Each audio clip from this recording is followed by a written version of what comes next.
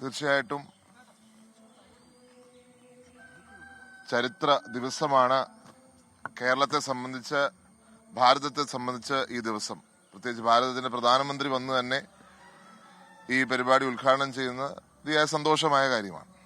കേരളത്തിൽ സർക്കാർ അതിനെ ഫെസിലിറ്റേറ്റ് ചെയ്യുന്നതും നല്ല കാര്യം തന്നെയാണ്. പക്ഷേ ഒരു കല്ല് മാത്രം, ഇത് സ്ഥിരം ഒരു പല്ലവിയായി, ഒരു ക്യാപ്സ്യൂളായി ഇന്ന് CPM മാറ്റിയിരിക്കുക. ഒരു കല്ല് മാത്രം ഇട്ടു എന്ന് പറഞ്ഞ് CPMന്റെ പ്രചാരണം പച്ചക്കള്ളമാണെന്ന് ഏതൊരു വ്യക്തിക്കും അറിയാം. 2004 അദ്ദേഹം ആദ്യം മുഖ്യമന്ത്രിയായപ്പോൾ മുതൽ പൂർണ്ണമായി വിഴിഞ്ഞം നടപ്പിലാക്കുവാൻ ശ്രമിച്ച വ്യക്തിത്വമാണ്.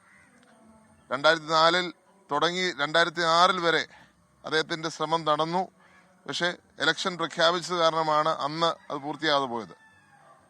തുടർന്ന് നിന്ന ഇടതുപക്ഷ സർക്കാർ, VS അച്യുതാനന്ദ സർക്കാരും ശ്രമങ്ങൾ നടത്തിയിട്ടുണ്ട്. പക്ഷെ അത് പൂർണ്ണതയിലെത്തിയില്ല. കാരണം ചൈനീസ് കമ്പനിയാണ് വന്നത്. നിങ്ങൾക്കറിയാം, ചൈനീസ് കമ്പനിക്ക് ഇന്ത്യയുടെ സാഹചര്യത്തിൽ ഒരു കാരണവശാലും ഒരു ക്ലിയറൻസ് കൊടുക്കാൻ സാധിക്കുന്ന പ്രശ്നമില്ല.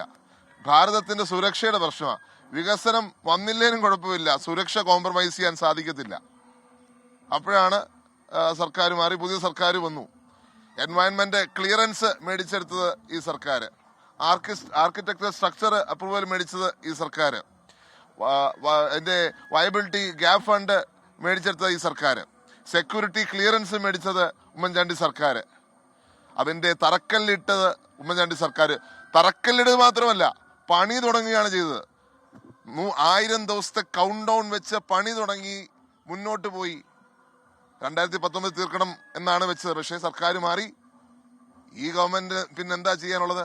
ഇവിടെ സൂചിപ്പിച്ച പോലെ പശ്ചാത്തല വികസനം അത് നടത്തിയിട്ടില്ല എന്ന് മാത്രമല്ല, ഒന്നും മൂവ്മെന്റേ ഉണ്ടായിട്ടില്ല. അപ്പോൾ തിരുവനന്തപുരത്തിന്റെ വികസനത്തെ സംബന്ധിച്ച്, കേരളത്തിന്റെ വികസനം സംബന്ധിച്ച് ഒന്നും ചെയ്യാത്ത സർക്കാർ ക്രെഡിറ്റ് എടുക്കാൻ വേണ്ടി മാത്രം ഇന്ന് PR വർക്കുമായി മുന്നോട്ട് വന്നിരിക്കുകയാണ്.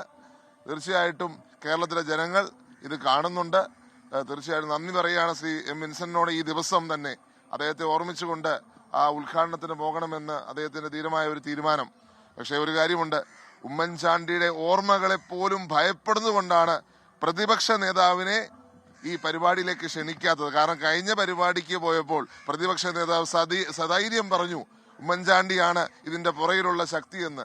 അപ്പോൾ പരമാവധി കോൺഗ്രസ് നേതാക്കന്മാരെ ഒഴിവാക്കാൻ വേണ്ടിയാണ് സർക്കാർ ശ്രമിക്കുന്നത്, ഉമ്മൻചാണ്ടിയെ ഭയപ്പെട്ടുകൊണ്ടാണ്.